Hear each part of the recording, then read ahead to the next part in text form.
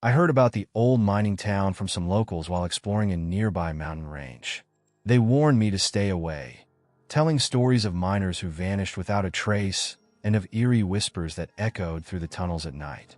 But, of course, I was too curious for my own good. I had to see it for myself. So, I packed my gear and set out early in the morning, following a narrow, winding path through the forest until I reached the entrance of the abandoned mine. The entrance was framed by rotting wooden beams, and a rusted metal sign hung crookedly above it, bearing the faded name of the mine. A chill ran down my spine as I stood there, staring into the darkness that seemed to swallow the light around it. I took a deep breath, checked my flashlight, and stepped inside. As soon as I crossed the threshold, the air grew cold and stale, filled with the scent of damp earth and something else I couldn't quite place: a faint metallic tang. The tunnel stretched out before me, its walls lined with old, rusted tracks that disappeared into the darkness.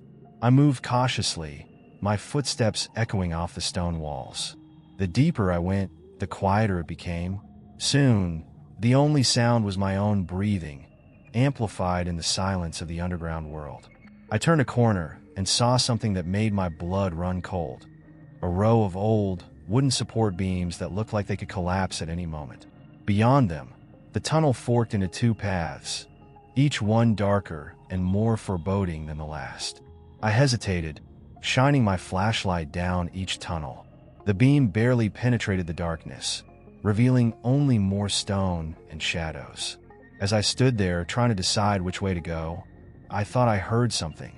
It was faint, almost like a whisper, drifting through the still air. I held my breath, straining to listen. The whisper grew louder, more distinct, echoing off the walls. Turn back. I stood there, frozen, my heart pounding against my ribs. The whisper had been so clear, so close. I shined my flashlight around, but all I saw were the empty, damp walls of the tunnel. Was my mind playing tricks on me? I shook my head, trying to push the fear aside. There had to be a rational explanation. Maybe it was just the wind filtering through the tunnels, or maybe old ventilation shafts were causing strange noises. I had to keep going. After a moment of indecision, I chose the left path. It looked a bit wider and more stable than the right, with fewer beams threatening to collapse. As I moved forward, the air grew colder, and the silence became almost oppressive. My footsteps echoed, but the sound was strange, like it was bouncing back from multiple directions at once. I could feel my nerves fraying, the darkness pressing in around me. The tunnel began to curve, and soon I found myself in a larger chamber. The walls here were different, carved, almost sculpted, with strange symbols etched into the stone. I stepped closer, shining my flashlight over the markings. They were intricate, swirling patterns that seemed to move in the flickering light. I traced one with my finger, feeling the rough texture under my skin. What were these? Why would miners carve such symbols into the walls? That's when I heard it again, the whisper, louder this time. You shouldn't be here. I whipped around, my flashlight beam slicing through the darkness, but there was no one there. The air had grown colder, and I could see my breath misting in front of me. My heart was racing now, a steady drumbeat of fear. I needed to get out of this chamber, to keep moving before the fear took hold. I hurried down another tunnel that branched off the chamber, trying to distance myself from the whispering. The path sloped downward, leading me deeper into the mine's belly. The walls seemed to close in, becoming narrower and more jagged. My flashlight flickered, its beam wavering as if it were struggling against the darkness that loomed ahead. I smacked it against my palm, willing it to stay on. As I continued, I started to notice something strange. The shadows cast by my light seemed off. They didn't move the way they should. Every time I shifted the flashlight, the shadows lagged behind, as though they had a mind of their own. I paused, turning slowly to shine the light along the tunnel walls. For a moment, I swore I saw one of the shadows shift against the stone, its shape twisting and writhing before freezing in place. I blinked, my breath catching in my throat. No, that couldn't be right. It had to be my imagination, a trick of the light. But the further I went, the more the shadows seemed to move. They grew bolder, creeping along the edges of my vision.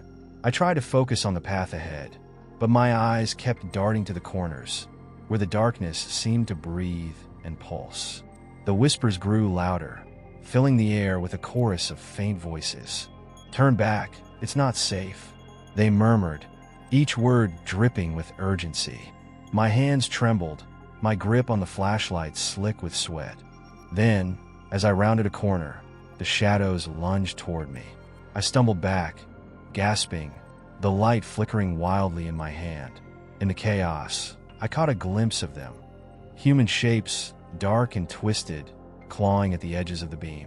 I swung the flashlight around frantically, the light driving the shadows back into the walls, where they melted into the stone.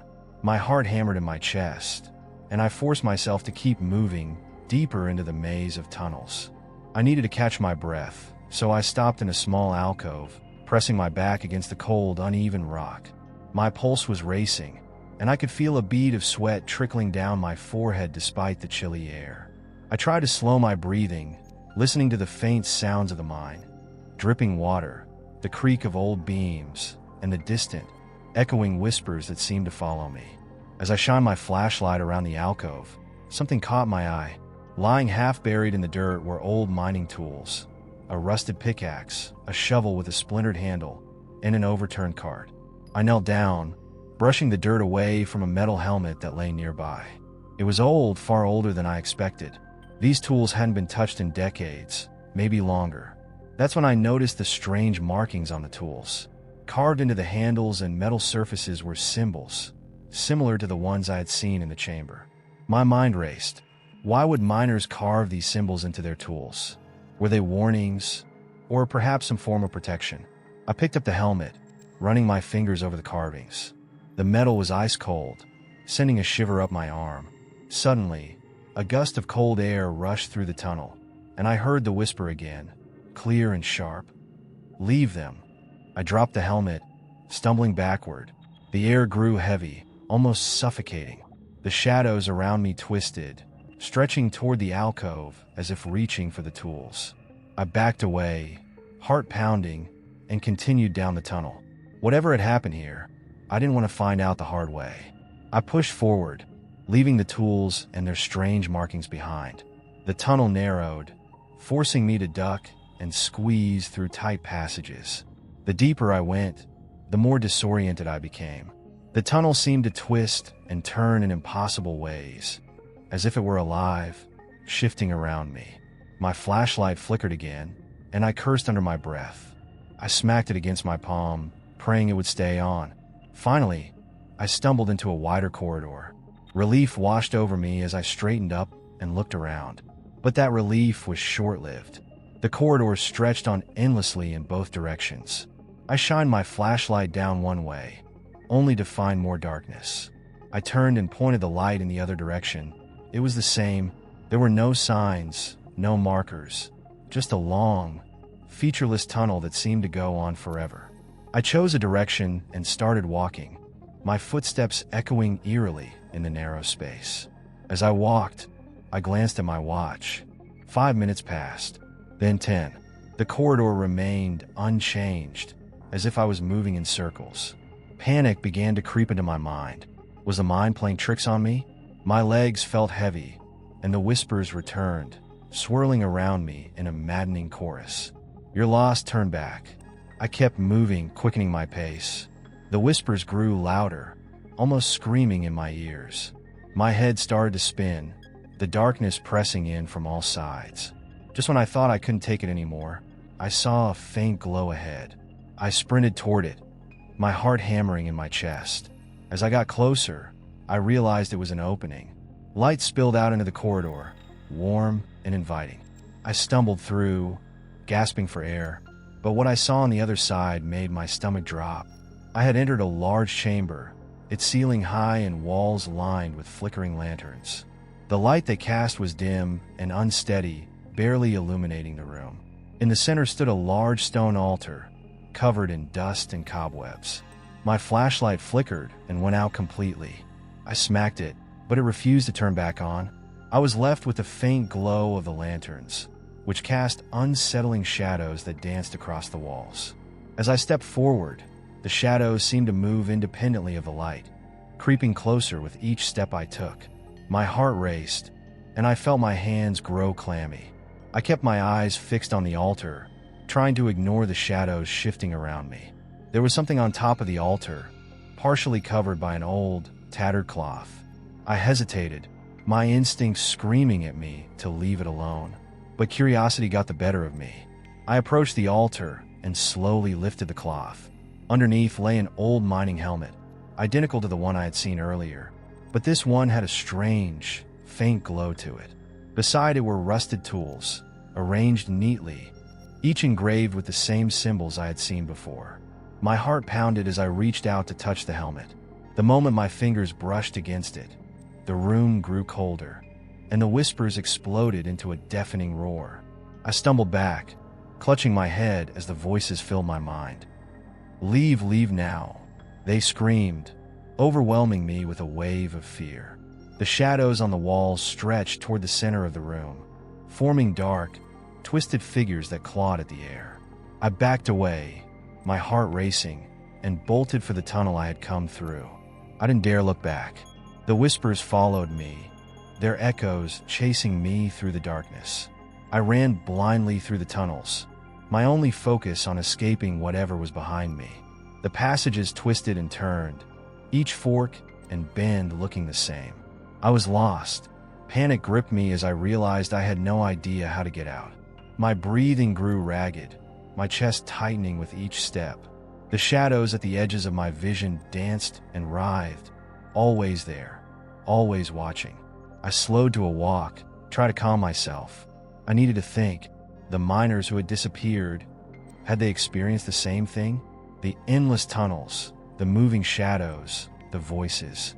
I shined my flashlight down another dark corridor. As I stepped forward, I felt the air grow colder again, a sign that something wasn't right. I stopped listening. The whispers were faint now, a distant murmur that seemed to come from everywhere at once. I forced myself to pick a direction and began moving again. The tunnel walls grew narrower, the ceiling lower. I ducked, scraping my shoulder against the rough stone. Every step echoed loudly, and I could feel the tunnel squeezing in on me, like it was trying to swallow me whole. I turned a corner and froze. There, in the beam of my flashlight, was the same alcove I had passed before, with the rusted tools and helmet. I had walked in a circle. My heart sank, a wave of hopelessness crashing over me. I was trapped, wandering through a maze that didn't want me to leave. I stumbled forward, looking for any other way out, when I heard a faint sound, a rhythmic tapping. I paused, listening closely. It was coming from deeper within the tunnel. Against my better judgment, I followed the sound. The tapping grew louder as I moved cautiously through the narrow tunnel. The sound echoed strangely, bouncing off the stone walls and making it impossible to pinpoint its origin. My heart pounded in sync with the tapping, creating a rhythm that filled the silence.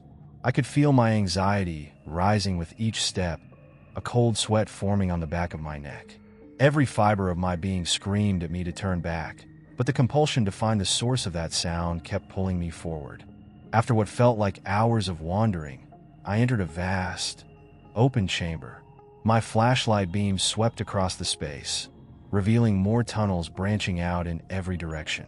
In the center of the room stood an old mining cart, its contents covered by a dusty tarp.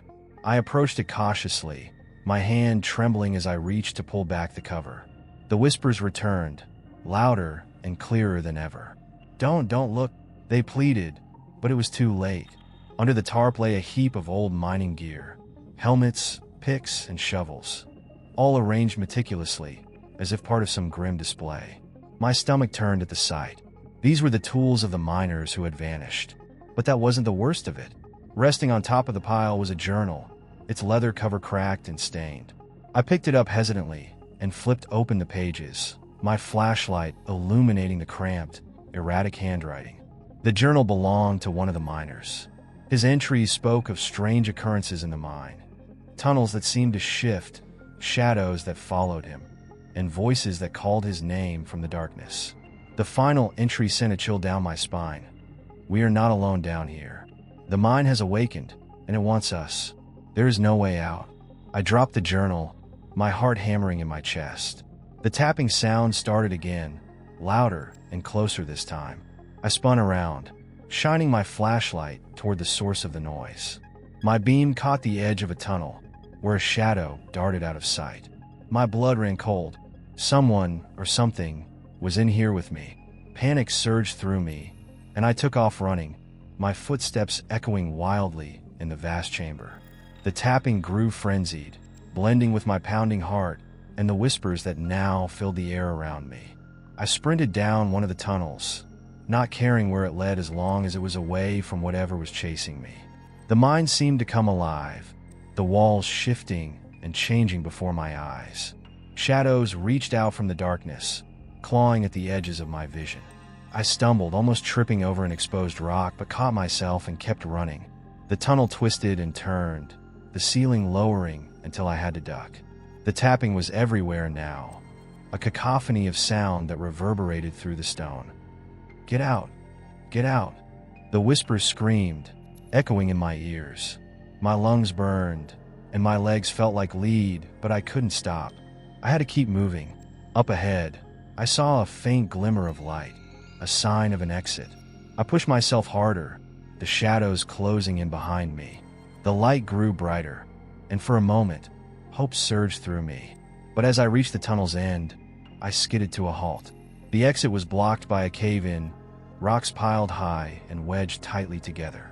My heart sank, and a wave of despair washed over me. There was no way out.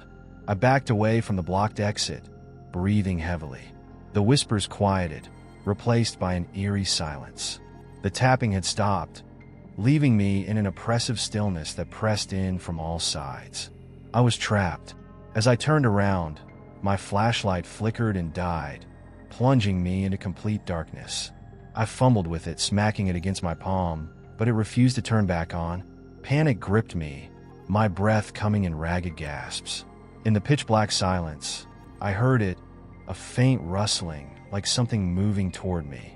I froze, my muscles tensing as the sound grew louder. The darkness seemed to shift and pulse around me, a living, breathing entity. Then, out of the shadows, a shape began to form. At first, it was just a blur, but slowly, it took on a humanoid form, its edges flickering like a flame. I wanted to run, to scream, but my legs refused to move.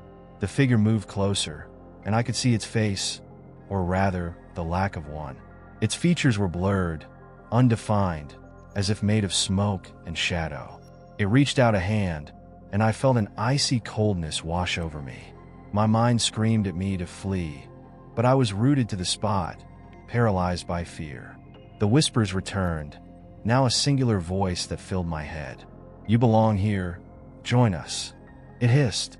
Desperation took hold. I grabbed the journal I had stuffed in my pocket and hurled it toward the figure. The book struck the shadow, and for a brief moment, the room was filled with blinding light. The shadows recoiled, retreating into the walls. I collapsed to the ground, gasping for breath as the light faded. When I opened my eyes, the chamber was empty, the darkness lifted. Slowly, I stood up, my legs shaky. The blocked exit had cleared, revealing a narrow path out. I stumbled toward it, my heart pounding. I didn't look back as I made my way through the tunnel, the whispers growing faint and distant. When I finally emerged into the daylight, I collapsed on the ground, the cold mountain air filling my lungs. I had escaped, but I knew I would never be the same. If this tale of the forgotten mines, whispers in the dark, sent chills down your spine, don't forget to subscribe for more stories like this. What would you do if you were trapped in a mine haunted by its dark past? Share your thoughts in the comments, and hit the like button if you want more stories that will keep you up at night.